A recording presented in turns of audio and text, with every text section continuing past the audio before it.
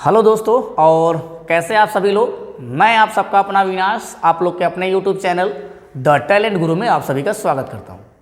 आशा करता हूं दोस्त आप सभी लोग अच्छे होंगे, मस्त होंगे, खुश होंगे और बिंदास होंगे, और आप लोग की पढ़ाई भी बेहतर तरीके से चल रही होगी। जैसा कि भैया आप सभी लोग जान रहे हैं कि मैं इस समय लगातार आप लोग के लिए लगा हूँ। एक तरफ प्लेलिस्ट में हमारा पेडागोजी का सेशन चल रहा है, एक तरफ मैं मैथ का लेकर चल रहा हूँ। कंटेंट एकदम बिल्कुल बेसिक से, बेसिक नहीं कहेंगे, मैं ये कहूँगा कि अब तक सीटेट जब से हुआ है 2015 से लेके जो भी हुआ है 24 तक के जितने सारे क्वेश्चन हैं, कितने टाइप से क्वेश्चन अब तक आपके एग्जाम में मैथ के पूछे गए हैं, सारा मैं टाइप वाइज करा रहा हूँ। उसका लिंक मैं वीडियो के नीचे पिन किया हूँ। आप जाके प्लेलिस्ट खोलिए, प्लेलिस्ट खोल के एक एक वीडियो आपका एक एक नंबर देके जाएगा। एक वीडियो आपको एक नंबर देके जाएगा। जितना मैं पढ़ा रहा हूँ क्वेश्चन सब आपके प्रीवियस ईयर क्वेश्चन में हैं और सब आपके पूछे गए हैं। और पहले मैं थ्योरी पढ़ा रहा हूँ, थ्योरी के बाद फिर आपको क्या प्रैक्टिस करा रहा हूँ आपके प्रीवियस ईयर क्वेश्चन का, जिससे आपको एक आइडिया लगेगा भैया इससे बाहर नहीं आएगा। आज तक ऐसे क्वेश्चन बनते आए और ऐसे ही क्वेश्चन बनेंगे।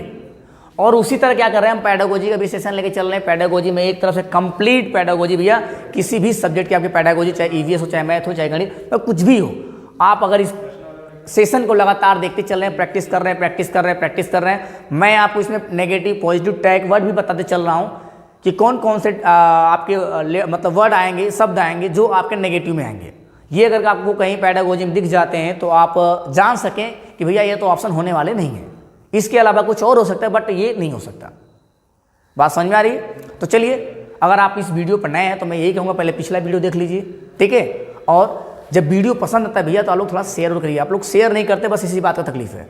आप लोग इस देखने की संख्या जितनी ज़्यादा बढ़ेगी, जितनी ज़्यादा देखने की संख्या बढ़ेगी, मैं उतनी जल्दी आपको वीडियो प्रोवाइड करवाऊंगा। और जिस चीज़ का वीडियो चाहिए, आपको मैथ चाहिए, मैथ चल रहा है, ईवीएस चाहिए, ईवीएस का देंगे, सीडीपी चाहिए, सीडीपी का मिलेगा, पेडागोजी चाहिए, पेडागोजी थ्योरी चलाएंगे भाई। लेकिन कब? जब आप खुल के सपोर्ट करेंगे तब। सारा कंप्लीट कोर्स मैं फ्री में पढ़ा दूंगा आपको। जो मैं ऑफलाइन पढ़ाता हूँ आपको ऑनलाइन में पढ़ा दूंगा। लेकिन कब? जब अब देखने वालों की संख्या बढ़ेगी तब। मैं आप मैथ कंटेंट चेक कर सकते हैं, मैथ का कंटेंट, और आपका पेडागोजी चेक कर सकते हैं। पेडागोजी तो मैं बस ऐसे पढ़ा रहा हूँ भाई, प्रैक्टिस साथ। जहाँ थ्योरी समझ में आ रही वहाँ मैं थ्योरी भी आपको बता दे रहा हूँ। अगर आप चाहते हैं स्पेशल थ्योरी क्लास चले तो उसके लिए भी कमेंट करते रहिए। अगर आप देखने वालों की संख्या बढ़ेगी तो मैं जो कंटेंट है इसका, जो पीडीएफ, मतलब जो आप ये कह सकते हैं पेडागोजी का, मैं उसको पढ़ाते हुए और ये सारे क्वेश्चन इसको भी मैं टाइप वाइज करा दूंगा। लेकिन कब? जब देखने वाली की संख्या बढ़ेगी भैया तब, ऐसे नहीं।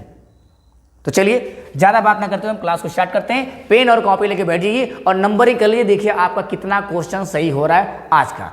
जितना क्वेश्चन आपका सही होता है उतना आप क्या करिए, आप कमेंट में पिंक कर दिया करिए, कमेंट में टाइप कर दिए कि नहीं हाँ सर मेरा इतने में इतना सही हुआ, ये चीज़ें मुझे समझ में नहीं है, ये चीज़ें नहीं समझ में आई। तो देन अगले वीडियो में क्या करूँगा, उसको थोड़ा और एक्सप्लेन करने की कोशिश करूँगा और बेहतर तरीके से, जिससे कि आपको समझ में आए चीज़ें क्या हैं, कैसे हैं और कैसे हो रही हैं। ठीक है, तो चलिए आगे बढ़ते हैं। तो पहला क्वेश्चन आपके सामने ये दिख रहा है। इसने कहा कि इसमें से कौन सा तार्किक चिंतन, क्या बोला भाई, तार्किक चिंतन में योगदान नहीं। अच्छा बताओ तार्किक चिंतन होता क्या है? तार्किक चिंतन होता क्या है? तार्किक चिंतन सुन लीजिए। तार्किक चिंतन मतलब होता है तर्क वितर्क करना, तर्क वितर्क करना, रचनात्मक, सृजनात्मक। देखिए जब तार्किक चिंतन पूछ रहा है तो कौन कौन से आपके ऑप्शन में आएंगे पॉजिटिव, लेकिन आप पूछ रहे हैं कौन सा नहीं है। तो तार्किक चिंतन में आप अपसारी डाल सकते हैं। क्या डाल सकते हैं? अपसारी। क्या है? अपसारी सोच वाले के अंदर क्या है, तार्किक चिंतन करता है। तार्किक चिंतन, अपसारी सोच और अन्वेषण, क्या कह लेंगे, अन्वेषण। आप ये कह सकते हैं सृजनात्मक, आप क्या कह सकते हैं, रचनात्मक। आप ये कह सकते हैं तार्किक चिंतन लिखा गया है, आप ये कह सकते हैं विश्लेषण। क्या कहेंगे भाई, विश्लेषण। इन सब की क्षमता जिसके अंदर बढ़ेगी उसे हम कहेंगे कि तार्किक चिंतन। और ये तार्किक चिंतन को हम ये भी कह सकते हैं क्या, काल्पनिक। क्या कहेंगे, काल्पनिक।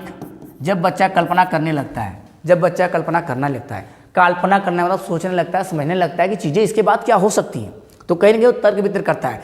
जब बच्चा नेगेटिव और पॉजिटिव चीज़ों को सोचने लगता है, क्या सही क्या गलत है, क्या करना चाहिए क्या नहीं करना चाहिए, कि इसके बाद क्या रिजल्ट हमारा निकल के आ सकता है, तब समझिए उसके अंदर तार्किक चिंतन मतलब तर्क वितर्क करने की क्षमता बढ़ रही है। और जब बच्चे के अंदर तर्क वितर्क करने की क्षमता बढ़ रही भाई साहब, तो समझिए वो अब उसकी माइंड का, ये कह सकते हैं उसका विकास हो रहा है, उसका सर्वांगीण विकास, मानसिक विकास उसका हो रहा है। या अगर शरीर का यूज करके चीज़ों को सीख रहा है तो ये शारीरिक, मानसिक, संवेगात्मक, ये सारे पक्षों क्या हो रहा है, उसका विकास हो रहा है। आज जब बच्चा तर्क वितर्क कर रहा है तो समझ लिए उसको वो मतलब खोज की विधि में लगा है। अन्वेषण मतलब खोज कर रहा है, अन्वेषण मतलब क्या कहेंगे, खोज कर रहा है। क्या कर रहा है, खोज। और कैसे, करके सीखने पे बच्चा बिलीव करता है, किसके अनुसार, पियाजे के अनुसार। करके सीखने पे बच्चा क्या करता है, बिलीव करता है। तो ये सारे ऑप्शन में जहां दिखेंगे भाई ये सारे सब पॉजिटिव हैं, ये सब आपके सही होंगे। बट अगर इसके अलावा कुछ और दिखे तो क्या होगा, आपका नेगेटिव सेंटेंस होगा। वही हमसे पूछ रहा है कि बताइए कि तार्किक चिंतन में योगदान नहीं है, मतलब कौन सा ऐसा सेंटेंस इसमें है जो आपको चिंतन करने में बढ़ावा नहीं देता, आपको रोकता है, कहीं ना कहीं क्या करता है, रोकता है, आगे नहीं बढ़ने दे रहा है। मतलब आपको काम करने से कोई क्या कर रहा है, रोक रहा है। तो कौन सा ऑप्शन है यहाँ पे, पहला क्या है, ध्यान सुनिए।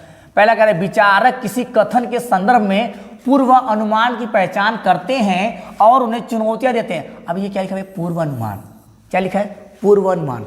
मतलब जो पुरानी चीजें हैं उनको पहचान करते हैं और उन्हें चुनौतियां देते हैं। कहीं लिंग पूर्वाग्रह की बात आ रही है कि लड़कियां पढ़ सकते हैं, लड़के नहीं पढ़ सकते, तो जाहिर सी बात, ये बात क्या है, नेगेटिव सेंटेंस है, आपको रोक रहा है।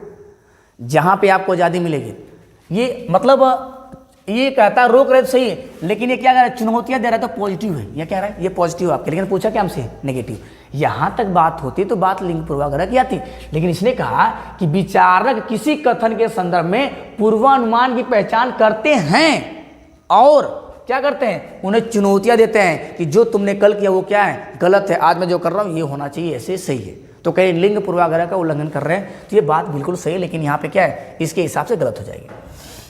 विचारक जो विचार करते हैं कथनों में तथ्य की सत्यता और तर्क संगत की जांच करते हैं। अच्छा मुझे एक बताइए, जो चीजें हैं, जो आपके जो तथ्य आपको पता है, कोई किसी कोई भी सब्जेक्ट ले लीजिए या कोई विषय वस्तु ले लीजिए या कोई वस्तु ले लीजिए, उसके बारे में जो भी जानकारी आपको जो भी पॉइंट नोट किए हुए हैं, उस पॉइंट के बारे में आप क्या कर रहे हैं, तर्क वितर्क कर रहे हैं, जांच कर रहे हैं, जो ये पॉइंट लिखी गई है ये 100% सही है कि नहीं। आपको बताया गया ये फार्मूला भी है, इस फार्मूले पे क्वेश्चन लगेगा, आपने उस फार्मूले को आप क्या कर रहे हैं, सर्च कर रहे हैं उस फार्मूले के बारे में कि जो ये फार्मूला बना है ये इस पे अप्लाई हो रहा है कि नहीं, और अप्लाई हो रहा था कि ये फार्मूला बना कैसे। तो मतलब जब हम जानते हैं चावल बना है, दाल बना है, सब्जी, अच्छा सब्जी बनी कैसे है, जब इसके बारे में हम विचार करते हैं, पानी आया कहाँ से, हवा आई कहाँ से, जब मैं इसके बारे में विचार कर रहा हूँ, जब इसके बारे में तर्क वितर्क कर रहा हूँ, तो कहीं ना कहीं हमारी सोच डेवलप कर रही है, कहीं ना कहीं हम बढ़ रहे हैं, कहीं ना कहीं हमारा विचार क्या हो रहा है, बढ़ रहा है, कहीं हम चीज़ें क्या है, इंक्रीज कर रहे हैं, कहीं ना कहीं हम खोज पे जा रहे हैं, नई चीज़ों का निर्माण कर सकते हैं, सृजन कर सकते हैं। तो ये कहीं ना कहीं आपकी कैपेसिटी बढ़ेगी, आपकी क्षमता, आपकी पावर और शक्ति क्या होगी, बढ़ेगी। तो ये भी कहीं ना कहीं क्या है, पॉजिटिव ऑप्शन है। जो कि हमसे पूछा क्या गुरु आप ये बताइए कि इसमें नेगेटिव कौन सा है ना। अगला देखते हैं, कहते हैं विचारक जो सोचने विचारने वाले लोग होते हैं परिस्थिति के संदर्भ पर विचार नहीं करते हैं। परिस्थिति की विचार संदर्भ क्या है, विचार नहीं करते। कहने का सेंस ये है कि जो विचारक होते हैं वो परिस्थिति के संदर्भ में क्या है, विचार नहीं करते। ये बात क्या है, गलत है। वो परिस्थिति के हिसाब से सोचते हैं। हम कह रहे हैं मैं कहीं फंस गया हूँ जंगल में, मैं कहीं कुएं में गिर गया हूँ, मैं कहीं अंधेरे कोठरी में बंद हूँ, तो मैं उस परिस्थिति से बाहर निकलने के लिए तर्क वितर्क कर रहा हूँ ना। मतलब कुछ नई चीज, जब कुछ नई चीज है तो आपको अपने परिस्थिति के हिसाब से ही सोचते हैं। आपको चोट लगी है तो चोट को चोट को सही करने के लिए आप सोचेंगे। आपको भूख लगी है तो भूख को मिटाने के लिए आप सोचेंगे मैं भूख को अपने कैसे मिटाऊं। बात है आपको पैसे की जरूरत है तो पैसे कहाँ से कमाएं, इसके बारे में विचार करेंगे। तो ये कह रहा है परिस्थिति के संदर्भ में पर विचार नहीं करते हैं। ये भाई आपकी गलत बात है। ये क्या है, ये आपकी गलत बात है। आप हमेशा परिस्थिति के क्या होते हैं, इंसान ज़्यादातर क्या परिस्थितियों का दास होता है। इंसान क्या होता है भाई, परिस्थितियों का दास होता है। वो इंसान कितना वो कसम खाए, कितना वो कुछ है, मैं ये काम नहीं करूँगा गुरु, मैं ये काम नहीं करूँगा भाई, मैं ये काम नहीं कर सकता सर। लेकिन अगर परिस्थितियाँ आ गई ऐसी जो कि उसको करना पड़ेगा, जहाँ किसी की जान की बात हो या किसी के खाने की बात हो, किसी और की इज्जत की बात हो, किसी और के सम्मान की बात हो, तो जाहिर सी बात है जो नहीं करना चाहेगा वो भी उसको करवा देगी क्या, परिस्थिति। तो आप जिस परिस्थिति में रहते हैं उसके संदर्भ में आपको सोचना चाहिए और उसी के संदर्भ में इंसान सोचता भी है। तो ये कह रहा है कि उस परिस्थिति के विचार में मतलब नहीं करता, तो ये गलत नेगेटिव सेंटेंस है, ये गलत बात है। अगला कह रहे विचारक कल्पना करते हैं और विकल्प तलाशते हैं। हाँ, जैसे हम कहीं फंस गए जंगल में तो हम कल्पना करते हैं अगर यहाँ से जाएंगे तो ये सूर्य इस तरफ से सूर्य आ रहा है ना, तो मतलब इधर जाएंगे, ठीक है, इधर डूब रहा है इस तरफ। एक डायरेक्शन में पता लगाते हैं हम, चीज़ों को देख के अंदाजा लगाते हैं। तो मतलब जब हम अंदाजा लगाते हैं, तर्क करते हैं, वितर्क करते हैं, सोचते हैं कि इसके बाद क्या हो सकता है, कल्पना करते हैं क्या करना चाहिए क्या नहीं करना चाहिए, तो कहीं ना कहीं उसके माइंड का क्या है विकास हो रहा है। तो ये भी बात कहीं ना कहीं क्या है आपकी सही है। जो बात आपको लग रही है सही भाई, जो बात आपको लगी सही वो सारे क्या हो जाएंगे गलत, और जो लगी गलत वही क्या हो जाएगा हमारा आंसर सही होगा। बात समझ में आई? तो दबा के भैया अगर क्वेश्चन समझ में आए ना तो थोड़ा सा एनर्जी के साथ चलिए। मैं कोशिश कर रहा हूँ ये कि आपको एकदम फुल एकदम तगड़े में पढ़ाऊँगा। मुझे नहीं पता कौन सा क्वेश्चन कब आने वाला है, ठीक है, लेकिन आप जानते हैं कौन सा क्वेश्चन कौन आने वाला है। अगला क्वेश्चन इसने कहा कि देखिए भाई, मैं कहता हूं सर कि राष्ट्रीय शिक्षा नीति 2020 किस उपागम के किस उपागम, ये दो बार कह लिया भाई, राष्ट्रीय शिक्षा नीति 2020 किस उपागम के लिए शिक्षण शास्त्रीय बदलाव की अनुशंसा करती है। अनुशंसा करती क्या है, एक बार क्वेश्चन मैच करो भाई, कुछ गड़बड़ है क्या यहाँ पे।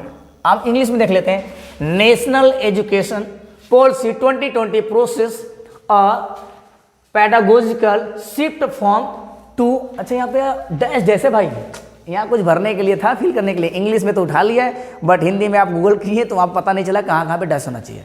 अभी मैं बता रहा हूँ हिंदी में, थोड़ा सा बताइए कहाँ पे गड़बड़ है।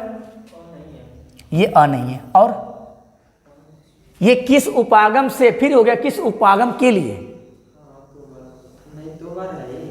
तो डैश डैश कहाँ पे है, क्योंकि इंग्लिश में डैश डैश है, इंग्लिश में डैश डैश है और हिंदी में डैश नहीं है क्या। छोड़ो जाने तो नहीं है तो कोई बात नहीं, देख लेते हैं। इसने कहा कि आप अब सब बात छोड़े भाई, मेरी बात एक बात मान लीजिए, जो NEP 2020 क्या कहता है कि बाल केंद्रित शिक्षा होनी चाहिए भाई। अगर बाल केंद्रित शिक्षा आज के ज़माने में नहीं है तो मतलब बालक कुछ सीख नहीं सकता। अगर बच्चे को सिखाना चाहते हैं तो बच्चे की रुचि, बच्चे की जिज्ञासा, बच्चे के मानसिक क्षमता के अनुरूप आपको सिखाना पड़ेगा। ये नहीं कि कक्षा 1 का बालक है, कक्षा 2 का बालक है, कक्षा 3 का बालक है, उसकी भी उतनी क्षमता नहीं है, उतनी कैपेसिटी नहीं है कि जो चीज़ आप चाहते हो उसे सिखा पाएँ। तो आप पहले बच्चे के मानसिक स्तर को चेक करिए, उसके अनुसार उसके पूर्व ज्ञान से जोड़ के, उसका पूर्व ज्ञान कहाँ हो भाई, उसके घर परिवार, उसके पास पड़ोस, जो चीज़ें बच्चे जानते हैं, अगला स्टेप अगर आपको पढ़ाना है समझाना है तो बच्चे के पूर्व ज्ञान से जोड़ के आपको आगे की शिक्षा क्या करनी है, कंटिन्यू करनी चाहिए, जो उसके पहले ज्ञान में है। जो भी वो जानता है, चाहे गलत या सही, जो भी चीज़ें बच्चे जानते हैं उसको सही करना के कर्तव्य, मतलब आपका एक अध्यापक है तो अध्यापक होने के नाते आपको पहले बच्चे के माइंड को चेक करना है, उसके आप मानसिक स्तर को चेक करना है कि बच्चा कहाँ तक सीख के आया या क्या जान रहा है। ऐसा नहीं कि जब बच्चा आपके स्कूल में आया तो कुछ नहीं जान रहा है, भाई बहुत कुछ जान रहा है। कोई भी बच्चा अगर आपके स्कूल में आ रहा है तो बहुत कुछ जान रहा है, अपनी माँ का नाम जान रहा है, अपने पापा का नाम जान रहा है, अपने आसपास चीज़ों के नाम जान रहा है, खाना का नाम जान रहा है। इतना कम समझ रहे हैं क्या आप इसी को जोड़ के क्लास को आगे बढ़ाइए, इसी को जोड़ के आप सिखाने की कोशिश करिए, बच्चा सीख जाएगा। बस आपको अपने शिक्षण विधियों का ज्ञान होना चाहिए। बच्चे को कैसे मैं मोटिवेट करूँ, कैसे उनके अंदर जिज्ञासा पैदा करूँ, कैसे उनके अंदर रुचि। तो जब बच्चे के अंदर जिज्ञासा और रुचि आ जाएगी तो आप जो चाहेंगे बच्चे को आसानीपूर्वक सिखा सकते हैं। लेकिन कब, जब बच्चा के अनुसार चलेंगे तब। इसीलिए NEP क्या कहता है भैया कि NCEP 2020, NCEP 2020 ये कहता है, अरे NCEP कह रहे भाई, NEP 2020 ये कहता है कि बच्चे को उसकी जिज्ञासा, उसकी रुचि, उसकी मानसिक क्षमता और उसके पूर्व ज्ञान और उसके पर्यावरण से जोड़ के ही सिखाना है, और करके सीखने पर उसको जोर देना है। बच्चा तभी सीख पाएगा जब अध्यापक भी क्या है, बच्चे के साथ क्या हो, सक्रिय होकर सीखने की कोशिश करें। देखिए दोस्त, प्रॉब्लम मेरे में यही है कि मैं लिखता बहुत कम हूँ, बोलता बहुत ज़्यादा हूँ, और जो मैं बोल रहा हूँ उसको ध्यान से सुनते जाइए। यही सब सारे आपको क्वेश्चन मिलेंगे जो भी पेडागोजी से सुनाएंगे, कैसे बच्चों को पढ़ाना, क्या करना है। कह रहे संरचनावादी और व्यवहारवादी, ध्यान दीजिएगा, संरचनावादी और क्या है, व्यवहारवादी आपको दे रहा है। कह रहा रटने पर आधारित, तो रटना उठना तो पहले गलत होता है। अब जानते हैं NEP को क्या करता है, मना करता है, लेकिन ये कह रहा है शिक्षण शास्त्रीय बदलाव की अनुशासन करती है। कह तक कौन चीज बदले के NEP में, NEP में तो यही बदलना है कि बच्चे को रटन प्रणाली से मुक्त करना है। तो रटने पर आधारित अधिगम अवधारणा को क्या करना है, अवधारणात्मक समझ, अवधारणात्मक समझ। अब ये कह रहा है खोजबीन आधारित अधिगम, ड्रिल कहीं लिखा रहेगा तो नेगेटिव सेंटेंस है, ड्रिल कहीं लिखा है तो नेगेटिव, रटना कहीं लिखा है तो नेगेटिव। अधिगम के लिए, अधिगम के लिए अधिगम का आकलन, अधिगम के लिए अधिगम का आकलन। अच्छा, अधिगम के लिए आकलन क्या होता है, ध्यान दीजिएगा, अधिगम के लिए आकलन क्या होता है। अधिगम के लिए आकलन मैं बहुत अच्छे से भाई एक्सप्लेन किया हूँ पहले वीडियो में, दूसरे वीडियो में मैं हर जगह पूरा थ्योरी लिख नहीं सकता, बस मैं ये बता रहा हूँ। एक होता है अधिगम के लिए आकलन, एक होता है अधिगम का आकलन, एक होता है अधिगम के रूप में। क्या होता है? अधिगम। अधिगम के रूप में क्या लिखा रहेगा? अधिगम के रूप में आकलन, या लिखा रहेगा अधिगम के समान। क्या लिखा रहेगा? अधिगम। अधिगम के क्या लिखा रहेगा? समान। क्या लिखा होगा? अधिगम के समान। अधिगम के समान आकलन। यह ड्रिल उल गलत होता है भाई साहब, रटना गलत होता है। संरचनावादी ठीक है, व्यवहारवादी भी क्या है यहाँ पे दिक्कत कर रहा है, ठीक है। अभी हम बात आते हैं उस पर। अब मैं कह रहा हूँ कि एक होता है अधिगम के लिए आकलन और एक होता है अधिगम का आकलन। अधिगम के लिए आकलन ये कहता है कि अधिगम के रूप में अधिगम के समान। जब हम चाय बनाते हैं, क्या करते हैं सर? जब हम चाय बनाते हैं तो चाय में हम चेक करते हैं, मतलब चाय बनाने से पहले अगर सामान को हम चेक करते हैं, हम क्या करते हैं? जब बच्चा आपके स्कूल में आया तो आपने बच्चे को चेक किया कि बच्चा कितना ज्ञान इसके पास है, कितना सीखा है, कितना जानता है, कितना इसको पता है, तो कहेंगे अधिगम के रूप में, चाहे अधिगम के समान आकलन, मतलब उस बच्चे को हमने चेक किया। अब आगे बढ़िए, अधिगम के लिए आकलन। अब बच्चा क्या करता है? पढ़ते वक्त बच्चा खुद को चेक कर रहा है कि मैं जो पढ़ रहा हूँ वो चीज़ें सही है कि नहीं। और अधिगम का आकलन ये आपका अध्यापक चेक करता है। अब अपने व्यवहार में जी आपको समझ में आया हुआ या नहीं होगा। अब आइए, आप क्या करें? चाय बना रहे हैं। क्या बना रहे? चाय बना रहे हैं, खीर बना रहे हैं। अब खीर बनाते समय चीनी चेक किए, दूध चेक किए कि दूध सही है कि नहीं, चीनी सही है कि नहीं, तो कहेंगे अधिगम के रूप में, चाहे अधिगम के समान आकलन। मतलब अधिगम के समान को हम क्या कर रहे हैं? आकलन कर रहे हैं। फिर आपने खीर बनाने के बाद नहीं, खीर बनाने के दौरान खीर को थोड़ा सा निकाल के चाय को थोड़ा सा हमने क्या किया? चखा। चाय को हमने चखा या खीर को थोड़ा सा क्या किया? हमने चखा। तो कहेंगे अधिगम के लिए आकलन कि चाय अच्छी बनल है कि ना, इसके लिए मैं चेक कर रहा हूँ कि चाय अच्छी है कि नहीं, तो कहेंगे अधिगम के लिए आकलन। अब चाय, कोई रिश्तेदार आए हैं आपके, कोई पड़ोसी आपका आया है, तो चाय हमने पड़ोसी को दे दिया, तो पड़ोसी चाय को पिएगा, चखेगा, फिर कहेगा भैया चाय तो बहुत अच्छी बनी है, तो मतलब चाय क्या है? अच्छी। तो इसे कहेंगे क्या? अधिगम का आकलन। समान को चेक करिए अधिगम के लिए, अधिगम के रूप में, और अधिगम के लिए बनने के दौरान और बनने के बाद। बनने से पहले, बनने के बाद, नहीं बनने से पहले, बनने के दौरान, अब बनने के बाद। बच्चा आया, पढ़ाते समय चेक किए, फिर उसका टेस्ट लिए। बस समझ रहे? बच्चा आया तो चेक किए, फिर उसका एडमिशन लेके पढ़ाना स्टार्ट किए, पढ़ाते चेक कर रहे हैं, फिर इसके बाद लास्ट में चेक करेंगे उसका एग्जाम लेके, half yearly test, monthly test और जो भी चीज़ें लेके। पूछा क्या गुरु कि राष्ट्रीय शिक्षा नीति किस उपागम के लिए शिक्षण शास्त्री बदलना है, मतलब किस उपागम से किसके लिए बदलना है। तो ये आपसे कह रहा है कि जो खोजबीन आधारित अधिगम है, कह रहा है किस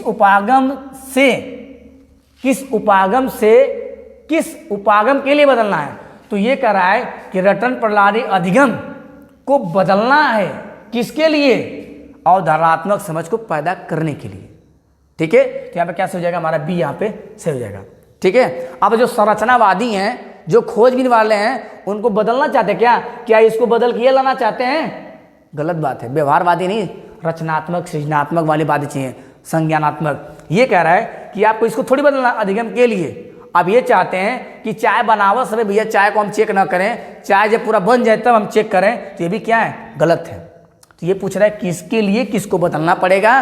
तो रटने वाले प्रणाली को बदलना पड़ेगा, किसके लिए? अवधारणात्मक समझ को विकसित करने के लिए। अवधारणा मतलब होता है कोई कॉन्सेप्ट, अवधारणा मतलब होता है किसी कॉन्सेप्ट के बारे में, किसी फॉर्मूले के बारे में, किसी विषय वस्तु के बारे में कुछ हम बता रहे हैं, कुछ मैं सिखा रहा हूँ, उसको क्या बदलने के लिए सब काम हम करते हैं। नेक्स्ट क्वेश्चन आप लोग के बीच में, आप बताइए इसका आंसर क्या होगा।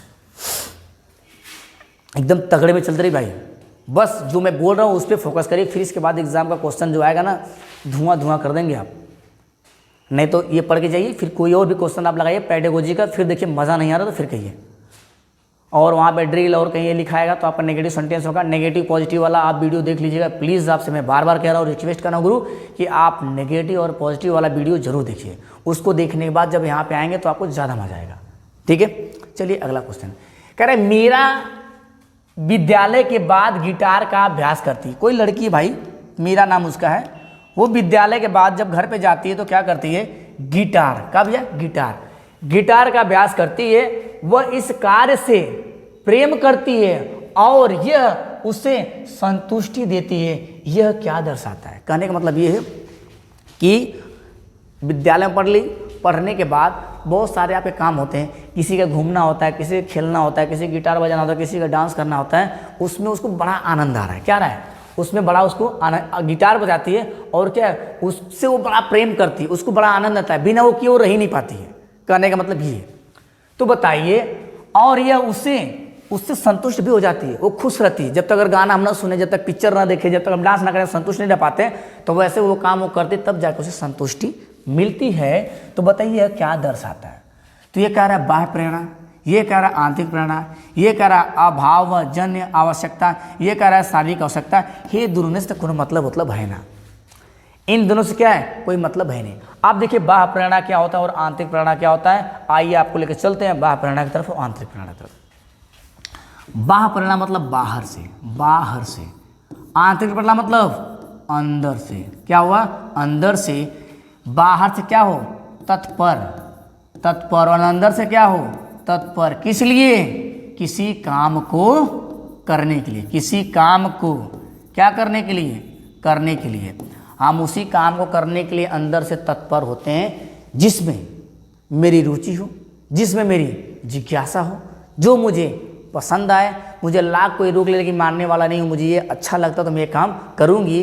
तो बच्चे जो क्या है वो अंदर से, मेरा विद्यालय के बाद वो अंदर से अभिप्रेरित है, मतलब अंदर से उसको तत्पर है, मतलब कि नहीं मैं ये करूँगी तभी जाके मुझे आज नींद आने वाली, तभी जाके मुझे आज चैन आने वाला है। तो कहीं ना कहीं आपका आंसर क्या हो जाएगा? आंतरिक प्रेरणा। क्या हो जाएगा? आंतरिक प्रेरणा आपका आंसर हो जाएगा। इंटरनल मोटिवेशन मतलब इनर, ठीक है ना। इंटेलिज्म आपको मतलब अंदर से जब आप मोटिवेट हो जाएंगे, अंदर से किसी काम करने के तत्पर हो जाएंगे, तो काम को बहुत आसानी से शुरू कर जाएंगे और बहुत कम समय लेंगे। और जो काम करेंगे ना उसमें इंटरेस्ट भी आएगा, आपको मज़ा भी आएगा और आपको समय का पता भी नहीं चलेगा कि कब समय गुजर गया। तो जिस काम में आपको जिस देखा, अगर चले गए बारात में, डांस करे स्टार्ट, तो पता चले बर्तिया पानी पी लेना, हाँ खाने वाले पूरा खाना खा लिए, लेकिन डांस वाला पसीना से भीगल बाना, साइड निकाल के फेंकले बाना, तब वो डांस लगातार कर रहे हैं। क्यों? क्योंकि अंदर से मोटिवेट है कि हम बारात में जाएंगे तो किसके लिए? खूब इंजॉय करने के लिए हम जा रहे हैं, ना कि पेट भर खाए बदे। अब कितना लोग खाली खाई बदे जाना। तो जो खाने के लिए जाते हैं वो बार बार खाने का सर्च करते हैं, कहाँ कहाँ पे कौन कौन सा खाना लगा है, कहाँ कहाँ पे। अब कुछ लोग खाली बतियाने के लिए जाते हैं, कौन कौन मिल जाए तो किससे खूब बहस कर ले। तो सबका अपना अपना क्या है, अंदर से मोटिवेशन होता है। जिस चीज़ के लोग अंदर से क्या मोटिवेट होते हैं वही काम वो ढूंढते हैं, और इंसान वही काम करना चाहता है जिसमें उसको संतुष्टि मिलती हो। जिसको रोटी खाने में संतुष्ट है तो रोटी खाएगा, जो चावल खाने में संतुष्टि हो वो चावल खाएगा। भाई आप कितना भी रोक लीजिए, अगर जिसको बुखार है, जुकाम है, सर्दी, डॉक्टर लाख मना करे, शुगर वाले को डॉक्टर इतना मना करते हैं भैया मीठा ना खाओ, लेकिन कितना मना करा, कहीं बाजार में जाइए तो कहीं कोने तरह क्या भाज दिए, कहीं भी शादी में अरे एक ठो मिठाई से खाओ, ही खा लीजिए, तो शुगर वाले खा लेते हैं। क्यों? क्योंकि अंदर से उनको रहा नहीं जाता। देख के क्या होता है, लालच आते, उसे कहते हैं आंतरिक प्रेरणा, मतलब अंदर से मोटिवेट होना। इसने कहा निम्नलिखित में से, कह रहा निम्नलिखित में से कारक अधिगम, कौन से कारक होना चाहिए भाई? निम्नलिखित में से कौन सा कारक, निम्नलिखित में से कौन सा कारक क्या होना चाहिए? यहाँ पे कौन सा लिख लीजिए भाई। निम्नलिखित में से कौन सा क्या है, कौन सा कारक अधिगम को प्रभावित करता है? मतलब अधिगम मतलब होता है सीखना। तो बताओ कौन सा ऐसा पक्ष है जो आपको सीखने से क्या करता है? रोकता है। कौन सा ऐसा पक्ष है जो सीखने से क्या करता है? रोकता है। तो कुछ चीज़ें होती हैं आंतरिक और कुछ चीज़ें क्या होती हैं? बाह्य। हम कहते हैं रोकना। क्या बात कर रहे हैं? रोकना। रोकेगा कुछ लोग क्या है, कुछ आंतरिक रोकेंगे, कुछ क्या रोकेंगे? बाह्य रोकेंगे। कुछ क्या रोकेंगे? कुछ आंतरिक रोकेंगे और कुछ बाह्य रोकेंगे। मैं बोलता बहुत ज़्यादा हूँ भाई, लिखता कम हूँ, तो आप लोग जो मैं बोल रहा हूँ उसको सुन सुन लिखते रहिए। बहुत सारे ऐसी मतलब चीज़ें हैं जो आपको अंदर अंदर रोकती हैं, कुछ चीज़ें ऐसी होती हैं जो बाहर से रोकती हैं। तो जो आपका शरीर है क्या हो जाएगा? या शरीर कह लीजिए, शरीर हो गया, मानसिक हो गया, संवेगात्मक हो गया, कोई बात नहीं, स्टार्ट हो जाएगा, परेशान की जरूरत नहीं, आप सुनते जाइए। बहुत सारी ऐसी चीज़ होती हैं जो आपको क्या है, कुछ तो अंदर से रोकने के लिए आपको दबाव डालती है, कुछ बाहर से। तो कारक का मतलब ये होता है कि आपको सीखने के लिए कौन रोक रहा है, कुछ अंदर से कुछ बाहर से। तो आंतरिक कारक और क्या बाह्य कारक, आंतरिक कारक और बाह्य कारक। आंतरिक कारक में आपका अनुवंशिकता क्या है, क्या पता आपके माँ बाप के द्वारा आपके अंदर जिन अच्छे नहीं है या लक्षण अच्छे नहीं जिसको आप सीख नहीं पा रहे हैं, तो आंतरिक हो गया, संवेगात्मक हो गया, शारीरिक हो गया कि मतलब शरीर को आप कंट्रोल नहीं कर पा रहे हैं, संवेगात्मक हो गया। ये सारे पक्ष आपको अंदर अंदर रोकते हैं। बाह्य में कौन हो जाएगा? बाह्य में आपका विद्यालय हो जाएगा। बाह्य में क्या हो जाएगा? बाह्य में आपका विद्यालय हो जाएगा, वातावरण हो जाएगा, ठीक है, और संस्कृति हो जाएगी, समाज हो जाएगा, धर्म हो जाएगा। ये सब चीज़ें क्या करती हैं? आपको बाहर से रोकने के लिए, मतलब बाहर से रोकने में इफेक्टिव है, मतलब आपको बाहर से रोकती हैं, आपको सीखने नहीं देंगे। क्वेश्चन नंबर कौन सा सर गुरु? यही था ना, ठीक है। अजय, तो मतलब आंतरिक कारक और बाह्य कारक दो प्रकार के कारक होते हैं जो आपको अधिगम में बाधा डालते हैं। तो कारक मतलब होता है जो सीखने में आपको बाधा डालें, तो कुछ अंदर से होते हैं, कुछ बाहर से होते हैं, ठीक है। तो देखिए यहाँ पे संवेग हो जाएगा आंतरिक, संस्कृत हो जाएगा बाह्य, परिपक्वता हो जाएगा आपका क्या है? आंतरिक, रुचि भी क्या हो जाएगा आपका? आंतरिक। ये सारे आपके सही हो जाएंगे। तो फर्स्ट, सेकेंड, थर्ड, फोर्थ। तो फर्स्ट, सेकेंड, थर्ड, फोर्थ कहाँ दिख रहा है गुरु? तो आप किस में दिख रहा है? सी में, फर्स्ट, सेकेंड, थर्ड। तो हमने क्या बताया? आंतरिक, ये क्या है? संवेग आंतरिक है, और ये परिपक्वता आंतरिक है, रुचि क्या है? आंतरिक है, और ये सांस्कृतिक क्या है? बाह्य है। विद्यालय क्या है भाई? बाह्य है। विद्यालय आपका मतलब, और विद्यालय क्या हो सकता है? बाह्य हो जाएगा। अध्यापक का व्यवहार बाह्य हो जाएगा, मतलब विद्यालय का वातावरण बाह्य हो जाएगा। हमारा मन खूब है पढ़ने का, मैं चाह रहा हूँ आज खूब दबा के पढ़ूंगा। यहाँ से हम सोच गए घर पे बैठे हुए किताब लेके खूब दबा के पढ़ेंगे, तगड़ा वाला पढ़ेंगे, इतना पढ़ेंगे कि पूछिए मत। तो पिछुआरे का डीजे बजे स्टार्ट शादी ब्याह हुआ किसी का, पीछे क्या डीजे बजना स्टार्ट। अब लाख कोशिश करेंगे लेकिन पढ़ नहीं पाएंगे। क्यों? क्योंकि बाह्य कारक आपको क्या कर रहा है? रोक कर रहा है, रोक रहा है, रोक रहा है, रोक रहा है। दोस्त मित्र आर क्या है? बुला रहे, फोन कर, अरे आवा भैया आज रोज पढ़ल जरूरी, एक दिन ना पढ़वा ना काम चली। तो ये कहानी होती है। तो कहीं ना कहीं क्या हो जाएगी? बाह्य कारक और आंतरिक कारक आपको ये समझ में आ गए होंगे। अगला क्वेश्चन आपके सामने ये रहा, ठीक है। अगला क्वेश्चन ये रहा, अब इसको एक बार रीड करिए, फिर मैं इसको बताता हूँ। निम्नलिखित में से कौन सी रचनावादी की विशेषता नहीं है? नेगेटिव पूछा है, कौन सी रचनावादी की विशेषता नहीं है, ठीक है ना। आप बताइएगा कौन सा, और ज़्यादा क्वेश्चन नहीं करेंगे आज ठीक है, व्याख्या ज़्यादा हो जा रहा है ना, तो बोलेंगे ज़्यादा तो तकलीफ हो ज़्यादा। और ये क्वेश्चन ज़्यादा अटेम्प्ट नहीं किए, लेकिन भाई थ्योरी आपको ज़्यादा समझ में आ रही है। क्वेश्चन मत देखिएगा, 5 क्वेश्चन तो बहुत सारे आपके पास है, लेकिन बट वीडियो ज़्यादा लेंदी हो जाएगी, इसलिए मैं थोड़े में निपटाऊंगा इसको। क्या रचनावाद? रचनावाद को मैं बार बार कह रहा हूँ, अन्वेषण करना, खोज करना, सृजनात्मक, रचनात्मक, विश्लेषण, अपसारी चिंतन, ये सारे संकल्पना, कल्पना, परिकल्पना, ये सब क्या है? रचनात्मक सोच को डेवलप करती हैं। क्या करती हैं? रचनात्मक सोच को बढ़ावा देती हैं, प्रोत्साहन देती हैं, प्रेरित करती हैं कि और आगे जाइए गुरु। तो ऐसे ऑप्शन जिसमें दिखेंगे वो ऑप्शन हमारे क्या होंगे? सही, लेकिन क्वेश्चन के हिसाब से क्या होगा? वो ऑप्शन गलत। तो हमको नेगेटिव ढूंढना है।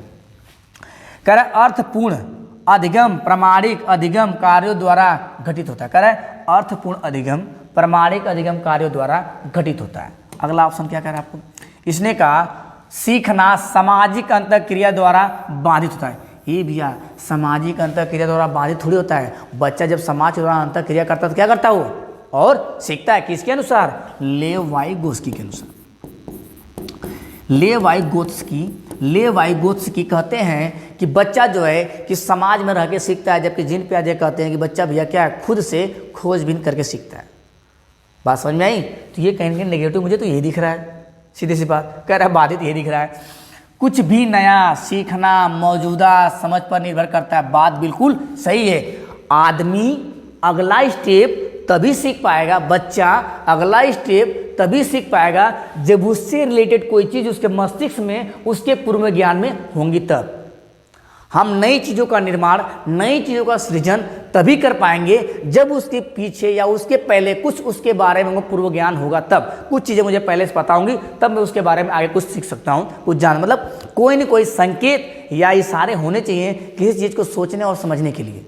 जब तक कोई इशारे और संकेत नहीं होंगे तब तक आप चिंतन नहीं करेंगे, और जब तक चिंतन नहीं करेंगे तब तक कल्पना नहीं करेंगे, और जब तक कल्पना नहीं करेंगे तब तक आपके मस्तिष्क का विकास नहीं हो सकता। आपके मस्तिष्क विकास तभी पॉसिबल है जब आप तर्क वितर्क करेंगे, चिंतन करेंगे, कल्पना करेंगे, परिकल्पना करेंगे, सोचेंगे, समझेंगे, जानेंगे, सही गलत का निर्धारण करेंगे, कोशिश करेंगे, तब जाके आपके मस्तिष्क विकास होगा। तो ये वाला सही है। और ये कह रहा है कि शिक्षार्थी अपनी समझ को स्वयं सृजित करते हैं, मतलब प्याजे के अनुसार, प्याजे को खोजबीन करके इहो सही, इहो सही, इहो सही, लेकिन जौन बा गलत ऑप्शन में वो क्या हो जाएगा मेरा, वो हो जाएगा सही, और बाकी सारे ऑप्शन हमारे क्या हो जाएंगे, गलत। सही है, कोई दिक्कत कहीं, कोई दिक्कत नहीं होनी चाहिए। आइए अच्छा एक क्वेश्चन और कर लेते हैं, एक क्वेश्चन और कर लेते हैं। अरे भाई ये कहाँ से आ गया, मधुमक्खी पालन, ये तो आप उसका क्वेश्चन 3 क्वेश्चन आ गया, ये 3 क्वेश्चन आ गया। ये तो आपका आ जाएगा अक्टूबर से दिसंबर, ठीक है, ये ऑप्शन आपका सही हो जाएगा। मधुमक्खी पालन कहाँ से होता है, तो ये हो जाएगा आपका अक्टूबर से दिसंबर, ये हो जाएगा अक्टूबर दिसंबर। ये भाई ईवीएस भी बहुत तगड़ा पढ़ाते हैं, ईवीएस में मजा आ जाएगा वो पढ़ने में, लेकिन ईवीएस नहीं, पेडागोजी पढ़ने, क्वेश्चन इधर से आ गया है। चलिए, और आपका 3 क्वेश्चन और बचा तो निपटा ही देते हैं, थोड़ा सा 45 मिनट हो जाएगा, क्वेश्चन थोड़ा सा बड़ा हो जाएगा, थोड़ा फास्ट आप चलेंगे। इसने कहा, क्या कहा भाई, इसने ये कहा कि आप ये बताइए निम्नलिखित में से, ध्यान से बताइए, खेती के विभिन्न चरणों का सही क्रम क्या है। अरे यार ये तो आपका सब 3 वाला आ गया है, ये क्वेश्चन कहाँ से आ गया, ये 3 आपके क्वेश्चन है। आप प्याज को कब निराई करते हैं, कब गुड़ाई करते हैं, कब काटते हैं, ये आपका ईवीएस का है। कोई बात नहीं, कोई बात नहीं, ये देखिए, हाँ ये आपके शिक्षण का एनसीएफ का, ये देख लेते हैं। कह रहा है कि राष्ट्रीय पाठचर्या रूपरेखा एनसीएफ 2005 के अनुसार निम्नलिखित में से कौन से कथन ईवीएस न ईवीएस सीखने, क्या लिखा भाई, सीखने का, ये लना सीखने का वर्णन करता है, ये हमको लगता नहीं होना चाहिए ना, ईवीएस सीखने का वर्णन, मिला जुला के ये कहता है कि एनसीएफ 2005 किसके सीखने का वर्णन करता है। तो देखते हैं अगला, पर्यावरण से ज्ञान और कौशल की प्राप्ति, ओके, अधिगमकर्ता के बीच विचार और कौशल को साझा करना, ठीक है, कह रहा प्रेषित की जा रही जानकारी प्राप्त करना और अधिगमकर्ता द्वारा ज्ञान का सक्रिय निर्माण। अरे भैया ये तो सब ऑप्शन क्या कह दिया है आपका, ये तो वाला डी वाला बिल्कुल सही लग रहा है। डी वाला क्या है, कह रहा है कि अधिगमकर्ता द्वारा ज्ञान का सक्रिय निर्माण करना, प्रेषित की जा रही जानकारी का प्राप्त करना, अधिगमकर्ता के बीच विचार और कौशल को साझा करना, ये भी बात सही है, और पर्यावरण से ज्ञान और कौशल की प्राप्ति।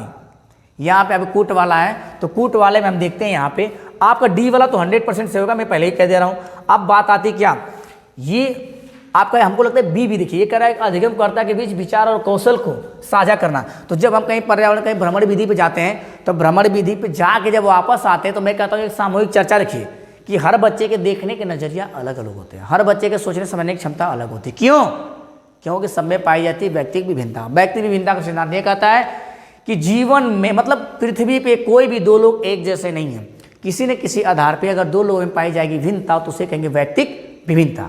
तो व्यक्ति विभिन्नता के हिसाब से तो आपका ये डी और क्या है, बी तो 100% सही लग रहा है। तो बी और डी किस में है, बी और डी, तो बी डी इसमें भी है और बी डी इसमें नहीं है। अब बात आपकी आती है इसमें, तो इसमें बी सी डी और बी सी डी, सी देख लेते, बस सी फंसा रहा है आपको। ये कह रहा है प्रेषित की जा रही जानकारी प्राप्त करना, आपका यहाँ क्या से हो जाएगा, आपके यहाँ पे डी से हो जाएगा, यहाँ पे ये ऑप्शन आपका डी, क्योंकि आपका सीधे सीधे क्या है, ये ए वाला बहुत पॉजिटिव है। क्या कर रहा है, पर्यावरण से ज्ञान को प्राप्त करना है, मतलब पर्यावरण बच्चा जब प्याजे के अनुसार खोजबीन करेगा तो वो सीखेगा, कुछ रखेगा अपने पास, और एक कह रहा है जब सीखी तो अपने आप में साझा करेगा, ये भी बात सही है। और अधिगमकर्ता सक्रिय, खुद लेकर सक्रिय खोजेगा, तो इसलिए क्या हो जाएगा, यहाँ पे आपका डी से हो जाएगा। आज का गुरु लास्ट क्वेश्चन है, और यहीं पर हम आपसे लेंगे विदा, फिर मिलेंगे अगले वीडियो में। हाँ, तो ये क्या कह रहा है, ये कह रहा है कि निम्नलिखित में से कौन से कथन रचनावादी, क्या बात है, रचनावादी बहुत क्वेश्चन आ गया, कोई बात नहीं, आज एक ही टाइप ये सोच लीजिए, टाइप वाइज क्वेश्चन समझ लीजिए इसको, एक ही टाइप क्वेश्चन बहुत सारा आ गया। रचनावादी क्या, पढ़ना और ज्ञान की व्याख्या हटाओ, विद्यार्थी को ज्ञान निर्माण हेतु प्रेरित करना, ठीक है, प्रश्न करना और व्याख्या, विद्यार्थी को व्याख्या करने हेतु क्या करना, प्रेरित करना। अरे बाप रे बाप, पहले तो हम ले लेते बी को, निर्माण हेतु प्रेरित करना, पहले बी हम देखते हैं कहाँ पे, बी इसमें नहीं है, ठीक है, और बी इसमें नहीं है, 2 तो पहले हटा दीजिए। अब बी 100% आपका सही है, यहाँ पे ए है, यहाँ पे डी है, यहाँ पे ए है, यहाँ पे डी है, एक तो हम काट दिए नेगेटिव के लिए, ये तो हम काट दिए भाई नेगेटिव के लिए, तो बचा क्या मेरे पास क्या हो जाएगा, बी और डी। बी को देखिए हम सही किए हुए हैं, और डी को भी हमें क्या है, सर्कल किया हुआ है, तो यहाँ पे दोनों आपके ऑप्शन से हो जाएंगे, और बाकी क्या हो जाएंगे, गलत हो जाएंगे। कहीं व्याख्या करने आता तो गलत होता है, व्याख्या हमेशा नेगेटिव सेंटेंस है, तो व्याख्या यहाँ पे भी नेगेटिव सेंटेंस है, लेकिन कह रहा है प्रेरित कर रहे हैं बच्चे को, रटवा नहीं रहे, प्रेरित कर रहे, कोशिश करो भाई कि आप कर सकते हो। हाँ, तो दोस्तों वीडियो अगर भाई पसंद आया हो तो मैं फिर से अगेन उसी बात को रिपीट कर रहा हूँ कि ज़्यादा से ज़्यादा लोग को शेयर करिए, चैनल को सब्सक्राइब करिए, वीडियो को लाइक करिए। देखने वालों की जितनी ज़्यादा संख्या बढ़ेगी मैं कंटेंट का पार्ट लेके आपके बीच में आऊँगा, पूरा किसका, पैडागोजी का। लेकिन कब, जब देखने वालों की जनसंख्या बढ़ेगी तब। अभी मैं प्रैक्टिस करा रहा हूँ। अगर लग रहा है कि ये चीज़ें सही बताई जा रही हैं तो मैं आपको शिक्षण भी टाइप वाइज करा दूंगा। पूरे यूट्यूब पे कोई टाइप वाइज नहीं पढ़ाया अभी, यूट्यूब पे पूरे आपको type wise, math type wise पढ़ा रहे हैं ना। एक भी क्वेश्चन बाहर जाएगा तो कहिएगा, ईवीएस भी आपको मैं टाइप वाइज पढ़ाऊंगा, सब कुछ मैं टाइप वाइज क्वेश्चन पढ़ाऊंगा। लेकिन कब, जब शेयर ज़्यादा करेंगे, देखने वालों की संख्या ज़्यादा बढ़ेगी तब। ऐसे मैं नहीं कर सकता, ठीक है। तो चलिए आज के लिए बस इतना ही, फिर मिलते हैं हम आपसे नेक्स्ट वीडियो में। तब तक के लिए गुरु धन्यवाद, अपना ख्याल रखिए और पढ़ाई को दबा के लगातार कंटिन्यू करिए।